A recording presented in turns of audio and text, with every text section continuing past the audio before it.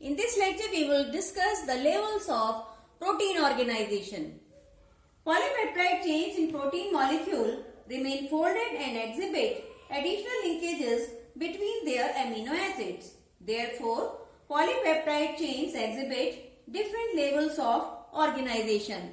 These are primary, secondary, tertiary and quaternary.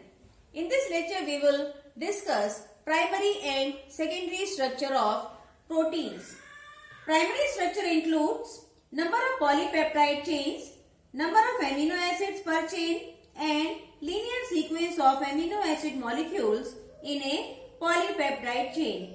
Their sequence is determined by the sequence of nucleotide triplets or triplet codons in DNA. The distance between two adjacent polypeptide bonds is about 0.35 nm or nanometer. All the newly formed proteins exhibit primary structure of proteins.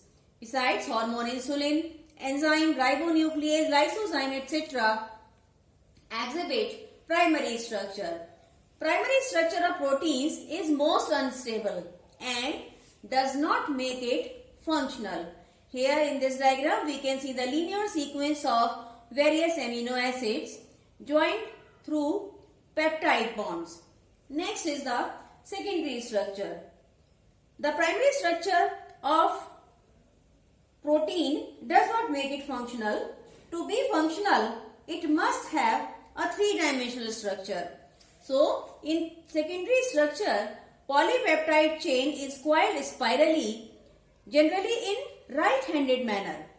Helices are stabilized by hydrogen bonds between oxygen of one CO group of one amino acid residue and the amino group NH group of fourth amino acid residue in the spiral.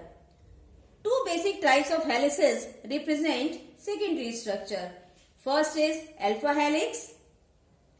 Alpha helix is the right-handed rotation of spirally coiled chain stabilized by intramolecular hydrogen bonding. For example, keratin, myosin, tropomyosin of muscles, etc.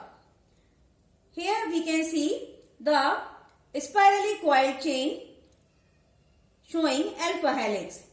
Next is beta helix or beta-pleated sheath structure. In this, two or more protein molecules are held together by intermolecular hydrogen bonding. The adjacent chains may run in the same direction as occurs in case of beta keratin, or they may run anti-parallel as occurs in case of silk fibroin. In the next lecture, we will study the tertiary and quaternary structure of proteins.